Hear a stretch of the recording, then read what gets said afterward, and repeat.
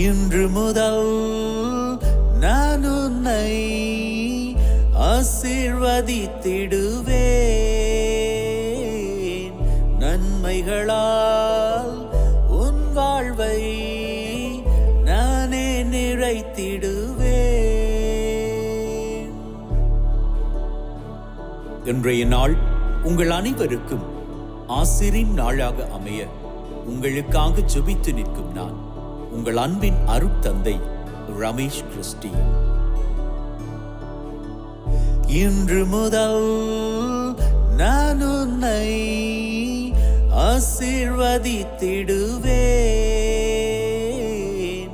நன்மைகளால் உன் வாழ்வை நானே நிறைத்திடுவேன். ஆண்டவரது இல்லத்தில் நடப்பட்டிருக்கும் பொழுது வாழ்நாள் எல்லாம் செழிப்புற்று இருப்பீர்கள். தந்தை, மகன், தூய ஆவியாரின் பெயராலே ஆமென். நம் ஆண்டவராகிய இயேசு கிறிஸ்துவின் அருளும் கடவுளின் அன்பும் தூய ஆவியாரின் நட்புறவும் உங்கள் அனைவரோடும் இருப்பதாக, ஆன்மாவோடும் இருப்பதாக. பலியிலே கலந்து கொள்ள தடையாக இருக்கும் மீறுதல்கள் பலவீனங்களுக்காக மனம் வருந்துவோம், மன்னிப்பு வேண்டி செபிப்போம்.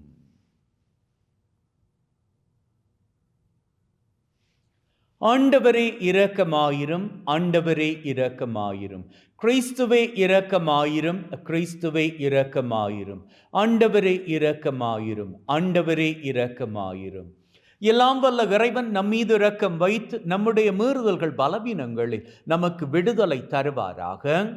ஆமென். ஜெபிப்போமாக. எங்களை வாழ வைக்கின்ற அன்பின் பரலோக தகப்பனே, உமக்கு கோடான கோடி நன்றிகளை ஏறெடுக்கின்றோம். மீண்டுமாக ஒரு புதிய நாளிலே எங்கள் ஒவ்வொருவரையும் தட்டி எழுப்பி வாழுவதற்கான பாக்கியத்தை கொடுத்திருக்கின்றீரே, நன்றி அப்பா. மேலும் இன்று யாரெல்லாம் தங்களது பிறந்த தினத்தை நினைத்து உமக்கு நன்றிகளை ஏறெடுக்கின்றார்களோ அவர்களது நன்றிகளை ஏற்றுக்கொள்வீராக. அத்தோடு தங்களது திருமண ஆண்டிலே இன்று யாரெல்லாம் தங்களது நன்றிகளை உமக்கு சமர்ப்பிக்கின்றார்களோ அவர்களது நன்றிகளையும் ஏற்றுக்கொள்வீராக. மற்றும் தகப்பனே, கடந்த நாட்களில் தாங்கள் பெற்றுக்கொண்ட சகலவிதமான நன்மைத்தனங்களுக்கும் இன்றைய நாளில் யார் யாரெல்லாம் நன்றிகளை ஏறெடுக்கின்றார்களோ அவர்களது நன்றிகளையும் ஏற்றுக்கொள்வீராக. அப்பா தகப்பனே, இந்த பலி மூலமாக தாங்கள் அவர்கள் உள்ளத்தில் இருக்கக்கூடிய வேண்டுதல்களை உம்மண்டை சமர்ப்பித்து அவற்றை பெற்றுக்கொள்ளும்படியாக இப்போது இந்த இடத்திலே என்னோடு கூட பலியிலே கலந்து ஜெபிக்கின்ற அத்தனை பேரினுடைய வேண்டுதல்களையும் நீர்தாமே நிறைவேற்றி தந்துள்ள வேண்டும் என்று உம்மோடு தூய ஆவியாரின் ஒன்றிப்பில் இறைவனாய் என்றென்றும் வாழ்ந்து ஆட்சி செய்கின்ற அவர் வழியாக உம்மை மன்றாடுகின்றோம். ஆமென். திருத்தூதர் பணிகள் நூலிலிருந்து வாசகம். அந்நாள்களில் சீடர்களின் எண்ணிக்கை பெருகி வந்தது. அப்போது கிரேக்க மொழி பேசுவோர் தங்களுடைய கைம்பெண்கள் அன்றாட பந்தியில் முறையாக கவனிக்கப்படவில்லை என்று எபிரேய மொழி பேசுவோருக்கு எதிராக முணுமுணுத்தனர். எனவே 12 திருத்தூதரும் சீடர்களை ஒருங்கே வரவழைத்து, நாங்கள் கடவுளது வார்த்தையை கற்பிப்பதை விட்டுவிட்டு பந்தியில் பரிமாறும் பணியில் ஈடுபடுவது முறையல்ல. ஆதலால் அன்பர்களே, உங்களிடம் இருந்து நற்சான்று பெற்றவர்களும் தூய ஆவி அருளும் வல்லமையும் ஞானமும் நிறைந்தவர்களுமான 7 கவனமாக தேர்ந்தெடுங்கள். அவர்களை நாம் இந்த பணியிலே நியமிப்போம். நாங்களோ இறைவேண்டலிலும் இறைவார்த்தை பணியிலும் உறுதியாய் நிலைத்திருப்போம் என்று கூறினர். திரளாய் கூடியிருந்த சீடர் அனைவரும் இக்கருத்தை ஏற்றுக்கொண்டனர். அதன்படியே அவர்கள் நம்பிக்கையும் தூய ஆவியும் நிறைந்த ஸ்தேவான், பிலிப்பு, பிரக்கோர், நிக்கானோர், தீமோன், பர்மனா, யூதம் தழுவிய அந்தியோக்கிய நகரத்து நிக்கோலா என்பவர்களை தேர்ந்தெடுத்து அவர்களை திருத்தூதர் முன்னால் நிறுத்தினார்கள். திருத்தூதர் தங்கள் கைகளை அவர்கள் மீது வைத்து இறைவனிடம் வேண்டினர். கடவுளது வார்த்தை மென்மேலும் பரவி வந்தது. சீடர்களின் எண்ணிக்கை எருசலேம் நகரில் மிகுதியாக பெருகிக் கொண்டே சென்றது. குருக்களுள் பெரும் கூட்டத்தினரும் இவ்வார்த்தைக்கு கீழ்ப்படிந்து நம்பிக்கை கொண்டனர். இது ஆண்டவர் வழங்கும் அருள்வாக்கு. இறைவனுக்கு நன்றி. உங்கள் பல்லவியாக: ஆண்டவரே, உமது பேரன்பு எங்கள் மீது இருப்பதாக.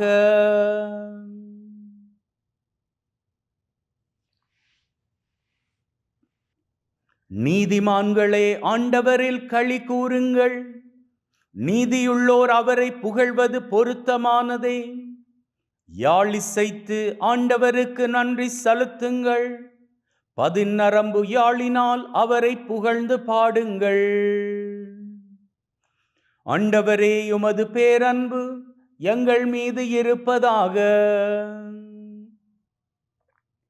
ஆண்டவரின் வாக்கு நேர்மையானது, அவருடைய செயல்கள் எல்லாம் நம்பிக்கைக்குரியவை. அவர் நீதியையும் நேர்மையையும் விரும்புகின்றார். அவரது பேரன்பால் பூவுலகு நிறைந்துள்ளது. ஆண்டவரே, உமது பேரன்பு எங்கள் மீது இருப்பதாக. தமக்கு அஞ்சு நடப்போரையும் தம் பேரன்புக்காக காத்திருப்போரையும் ஆண்டவர் கண்ணோக்குகின்றார். அவர்கள் உயிரை சாவினின்று காக்கின்றார். அவர்களை பஞ்சத்திலும் வாழ்விக்கின்றார். ஆண்டவரே, உமது பேரன்பு எங்கள் மீது இருப்பதாக.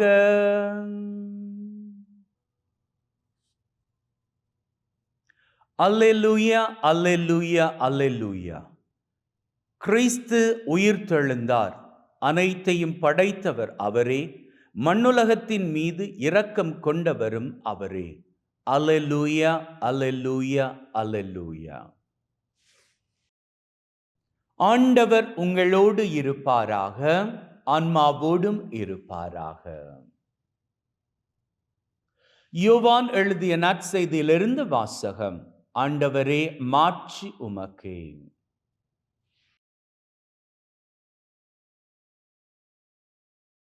மாலை வேளையானதும் இயேசுவின் சீடர்கள் கடற்கரைக்கு வந்து படகேறி மறுகரையிலுள்ள கப்பர்நாமுக்கு புறப்பட்டார்கள். ஏற்கனவே இருட்டிவிட்டது. இயேசுவும் அவர்களிடம் அதுவரை வந்து சேரவில்லை. அப்போது பெரும் காற்று வீசிற்று. கடல் பொங்கி எழுந்தது. அவர்கள் 5 அல்லது 6 கிலோமீட்டர் தொலை படகு ஓட்டிய பின் இயேசு கடல் மீது நடந்து படகருகில் வருவதைக் கண்டு அஞ்சினார்கள். இயேசு அவர்களிடம், நான் தான், அஞ்சாதீர்கள் என்றார். அவர்கள் அவரை படகில் ஏற்றிக்கொள்ள விரும்பினார்கள். ஆனால் படகு உடனே அவர்கள் சேர வேண்டிய இடம் போய் சேர்ந்து விட்டது. இது கிறிஸ்து வழங்கும் நற்செய்தி. கிறிஸ்துவே, உமக்கு புகழ். இந்த வியாதியை பார்த்து நாம பயப்பட மாட்டோம்.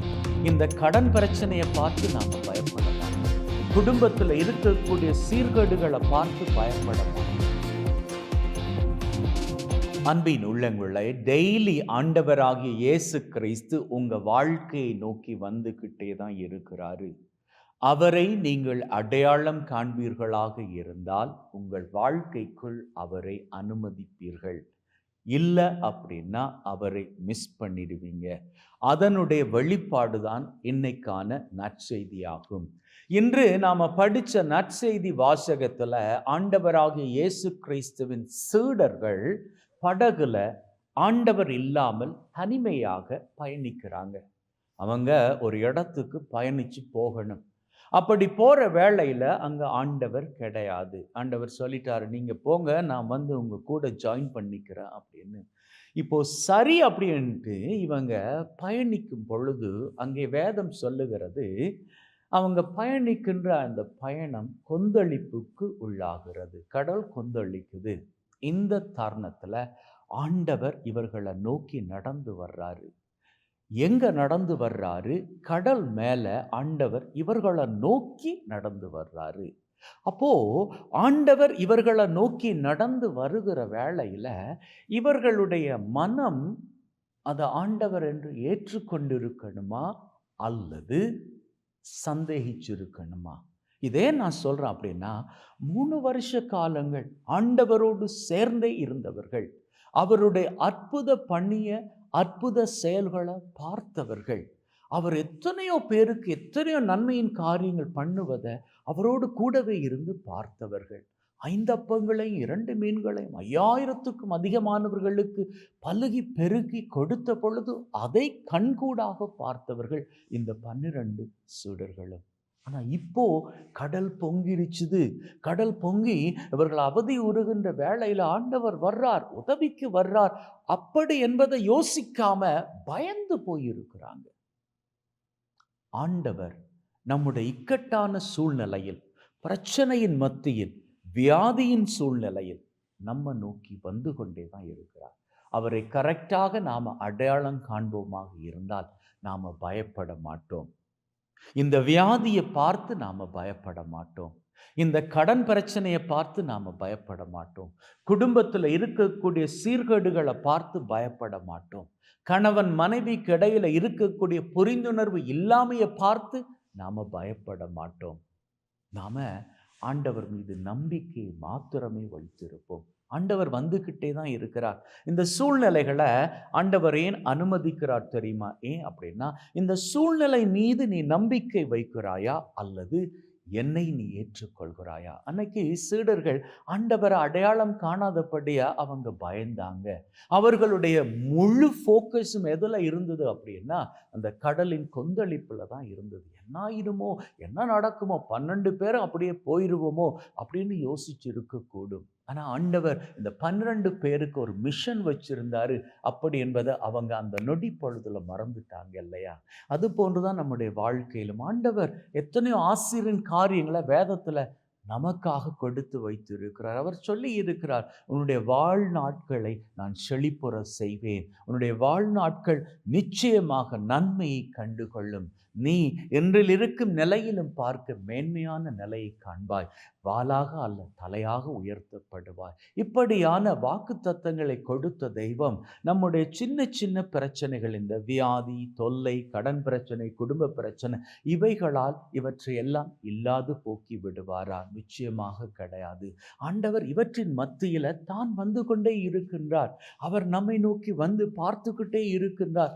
நாம எதன் மீது நம்பிக்கை வைக்கிறோம் அப்படின்னு சொல்லி, நாம சந்திக்கின்ற சவால்கள் மீது, பிரச்சனைகள் மீது நம்பிக்கை வைக்கின்றோமா அல்லது இந்த சவால்களை பிரச்சனைகளை பார்த்துக்கிட்டே இருக்கின்ற தெய்வம் பெரியவர், அவரை நாங்க கெட்டியாக பற்றி பிடித்து உள்ளத்திலே அவருக்கு இடம் கொடுத்தால், வாழ்க்கை என்கின்ற படகிலே அவருக்கு இடத்தை கொடுத்தால், அவர் நம்ம கூட வந்து பயணிப்பார். அப்படி என்று நம்பி அவருக்கான இடத்தை கொடுக்க போகின்றோமா? ஏன்னா நாம் அவருக்கான இடத்தை கொடுக்க மிஸ் பண்ணிட்டோம் அப்படின்னா நம்முடைய வாழ்க்கை போய் முடிந்து விடும். அதான் நடந்தது பாருங்க.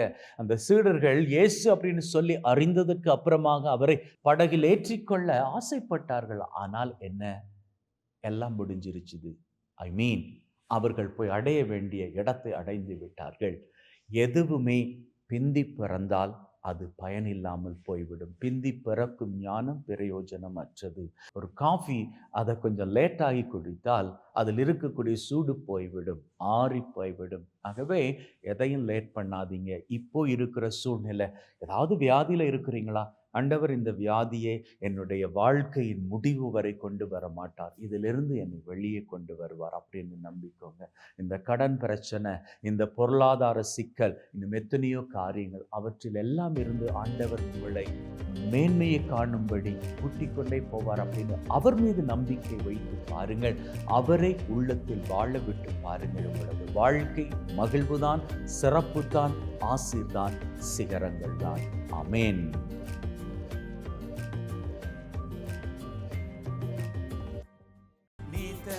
வாழ்க்கையாவும் உமக்குத்தான் சொந்தமே. நீர் என்ன சொன்னாலும் தவறாமல் செய்திடுவேன். நீர் என்ன சொன்னாலும் செய்திடுவேன். ஆண்டவரே, அனைத்துலகின் நிறைவா உம்மை போற்றுகின்றோம். ஏனெனில் உமது அருட்பெருக்கிலிருந்து இந்த அப்பத்தை பெற்றுக்கொண்டோம். நிலத்தின் விளைவும் மனிதொழைப்பின் பயனுமாகி இந்த அப்பத்தை உமக்கு ஒப்புக் கொடுக்கின்றோம். வாழ்வழிக்கும் அப்பமாக மாறும். இறைவன் என்றென்றும் வாழ்த்து பெறுவாராக.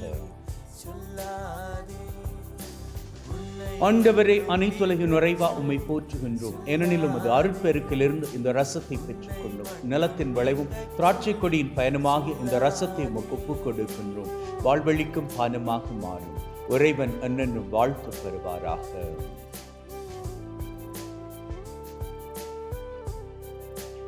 Wash away from my iniquities, cleanse me from all my sins.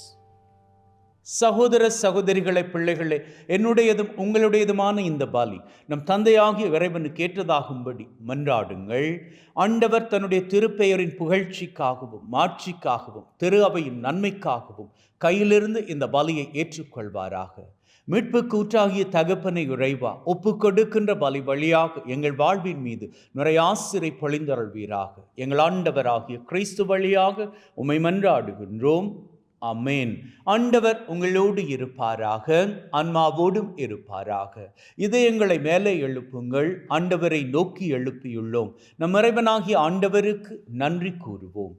அதுவே தகுதியும் நீதியுமானது. தூயவரான தந்தையே, என்றும் வாழும் எல்லாம் வல்ல இறைவா, என்னாலும் எவ்விடத்திலும் நாங்கள் உமக்கு நன்றி பலி செலுத்துவது மெய்யாகவே தகுதியும் நீதியுமாகும். எங்கள் கடமையும் மீட்புக்குரிய செயலுமாகும். உம்முடைய வார்த்தையானவர் வழியாக அனைத்தையும் படைத்தீர். அவரை மீட்பராக இடேற்றுபவராக எங்களுக்கு அனுப்பினீர். அவர் தூய ஆவியால் கன்னிமரியிடமிருந்து உடலெடுத்து மனிதனானார். சாவி வென்று உயிர் புண்ணென விளங்க செய்தார். ஆகவே வானதூதர் புனிதர் அனைவரோடு நாங்களும் சேர்ந்து உம்முடைய மாட்சியை புகழ்ந்து ஒரே குரலாய் சொல்லுவது, தூயவர் தூயவர் தூயவர், வான் படைகளின் கடவுளாம் ஆண்டவர். விண்ணகமும் மண்ணகமும் உமது மாட்சியால் நிறைந்துள்ளன. உன்னதங்களிலே ஓசன்னா. ஆண்டவர் பெயரால் வருகிறவர் ஆசி பெற்றவர். உன்னதங்களிலே ஓசன்னா.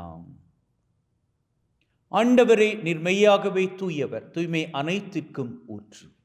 ஆகவே உம்முடைய ஆவியை பொழிந்து காணிக்கைகளை தூய்மைப்படுத்த தாழ்மையுடன் வேண்டுகின்றோம். இவ்வாறு எங்கள் ஆண்டவர் இயேசு கிறிஸ்துவின் உடலும் இரத்தமுமாக உங்களுக்கு இவை மாறுவனவாக. அவர் பாடுபட உளம் கனிந்து தம்மை கையளித்த போது அப்பத்தை எடுத்து நன்றி செலுத்தி அதை பிட்டு தம் சீடருக்கு கொடுத்து அவர் சொன்னதாவது, எல்லாரும் இதிலிருந்து பெற்று உண்ணுங்கள், ஏனெனில் இது உங்களுக்காக கையளிக்கப்படும் என் உடல்.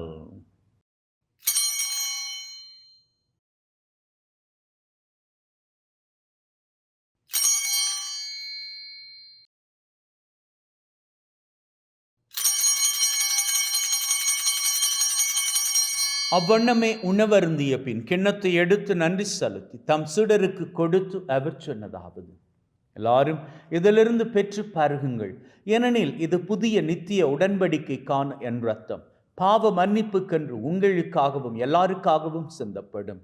இதை என் நினைவாக செய்யுங்கள்.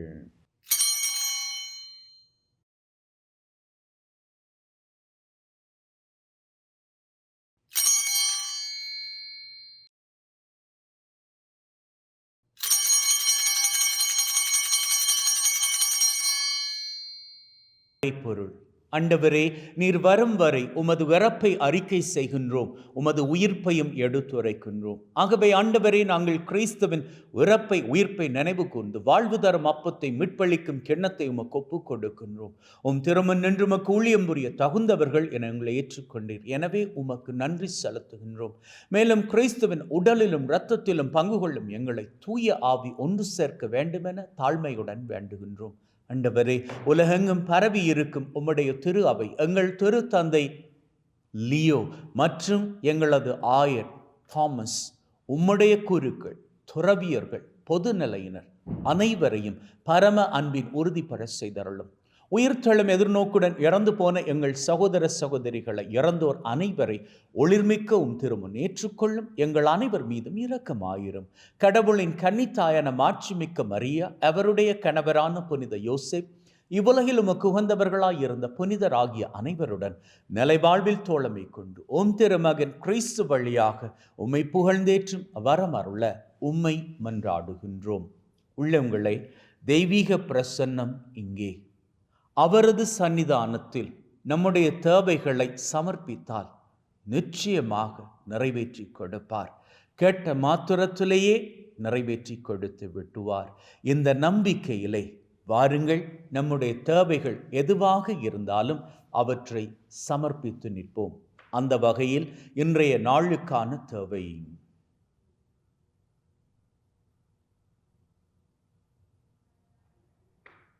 இந்த வாரத்திற்கான தேவை,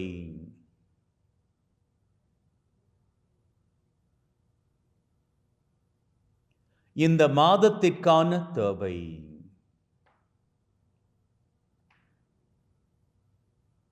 இந்த வருஷத்திற்கான தேவை,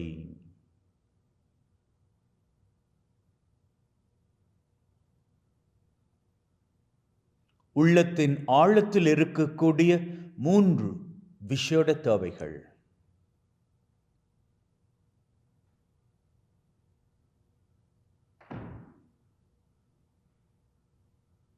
இந்த 7 தேவைகளோடு உலகத்திலே அமைதி, ஒற்றுமை, மகிழ்ச்சி பெருக வேண்டும் என்று விசேஷித்த விதமாக வேண்டி நிற்போம்.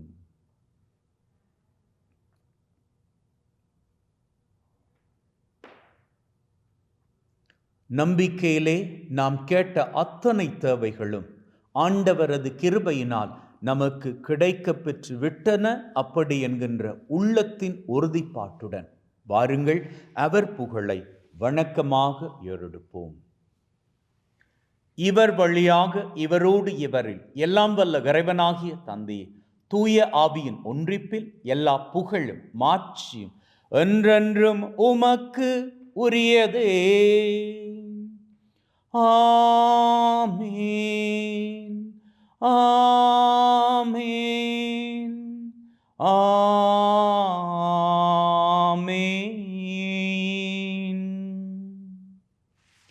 மீட்பரின் கட்டளையால் கற்பிக்கப்பட்டு தேவ படிப்பினையில் பயிற்சி பெற்று நாம் நம்பிக்கையோடு சொல்லுவோம். விண்ணுலகில் இருக்கிற எங்கள் தந்தையே, உமது பெயர் தூயது என போற்ற பெறுக. உமது ஆட்சி வருக. உமது திருவிழம் விண்ணுலகில் நிறைவேறுவது போல மண்ணுலகிலும் நிறைவேறுவதாக. எங்கள் அன்றாட உணவை இன்று எங்களுக்கு அளித்தருளும். எங்களுக்கு எதிராக தீமை செய்வோரை நாங்கள் மன்னிப்பது போல எங்கள் பாவங்களை மன்னியும். எங்களை சோதனைக்குட்படுத்தாதையும் தீமையிலிருந்து எங்களை விடுவித்தருளும். ஆண்டவரே, தீமை அனைத்திலும் இருந்து எங்களை விடுவித்து எங்கள் வாழ்நாளில் அமைதியை கனிவுடன் அருள உம்மை வேண்டுகின்றோம். உம்முடைய இரக்கத்தின் உதவியால் நாங்கள் பாவத்திலிருந்து எப்பொழுதும் விடுதலை பெற்று யாதொரு கலக்கமுமின்றி நலமாயிருப்போமாக. நாங்கள் எதிர்நோக்கி இருக்கும் பேரின்பத்திற்காகவும் மீட்பராகிய இயேசு கிறிஸ்துவின் வருகைக்காகவும் காத்திருக்கின்றோம். ஏனெனில் ஆட்சியும் வல்லமையும் மாட்சியும் என்றென்றும் உமக்குரியதே. ஆண்டவரே இயேசு கிறிஸ்துவே, அமைதியை உங்களுக்கு விட்டு செல்கிறேன், என் அமைதியை உங்களுக்கு தருகிறேன் என்றும் திருத்தூதர்களுக்கு சொன்னீரே. எங்கள் மீறுதல்கள் பலவீனங்களை பார்க்காமல் உம்முடைய திரு அவையின் நம்பிக்கையை கண்ணோக்கி அதற்கு அமைதியும் ஒற்றுமையும் தந்தருள திருவிழம் கொள்வீராக. என்றென்றும் வாழ்ந்து ஆட்சி செய்கின்றவர் நீரே. அமேன். ஆண்டவருடைய அமைதி உங்கள் அனைவரோடும் என்றும் இருப்பதாக, ஆன்மாவோடும் இருப்பதாக. ஒருவர் ஒருவருக்கு கிறிஸ்துவின் அமைதியை பகிர்ந்து கொள்வோம்.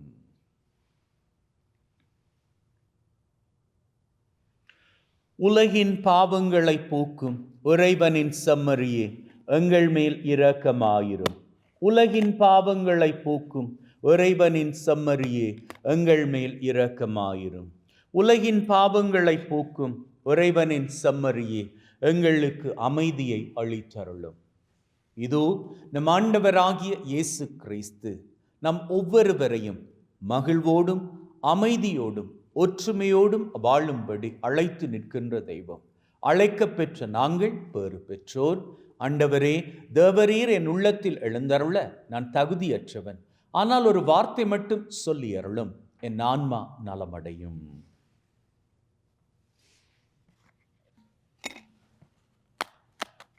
The dominion of this body and blood of Christ bring everlasting life. Amen.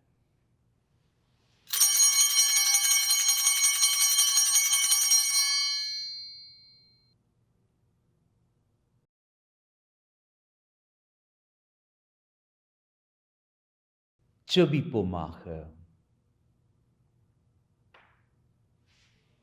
அன்பே ஊற்றாகிய தகப்பனே, இந்த பலி மூலமாக எங்களது அத்தனை தேவைகளையும் நிறைவேற்றி கொடுத்திருக்கிறீரே, உமக்கு கோடான கோடி நன்றிகளை அருளுகின்றோம். அப்பா தெய்வமே, இன்று மாத்திரமல்ல, இன்றிலிருந்து வரக்கூடிய ஒவ்வொரு நாட்களும் உம்முடைய அருட்கிருபை எங்களுக்கு துணையாக இருப்பதாக.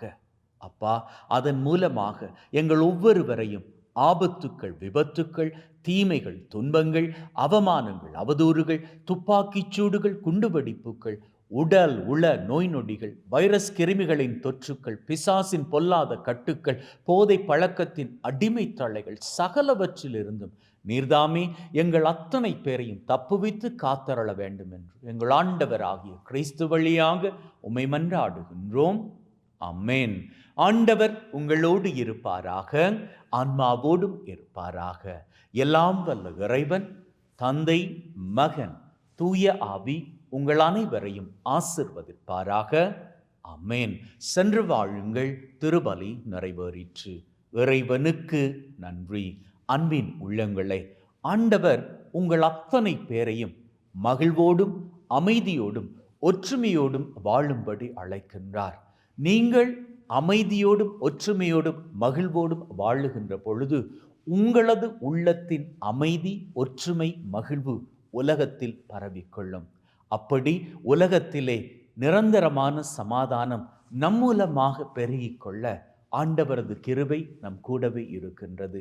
அவரது கிருபை மூலம் உலகத்திலே நாம் மகிழ்வோடும் ஒற்றுமையோடும் அமைதியோடும் வாழ்ந்து நம்மிடம் இருப்பதை உலகத்திற்கு கொடுத்து சந்தோஷத்தில் வாழ்ந்து கொள்ளலாம்.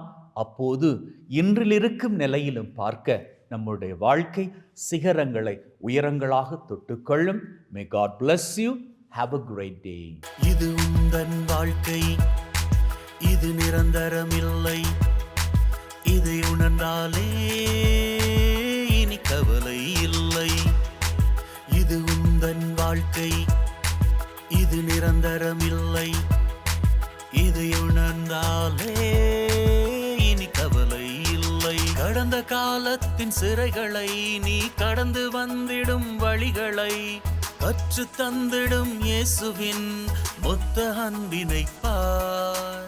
கடந்த காலத்தின் சிறைகளை நீ கடந்து வந்திடும் வழிகளை கற்று தந்திடும் இயேசுவின் அன்பின் வடிவினை பார்.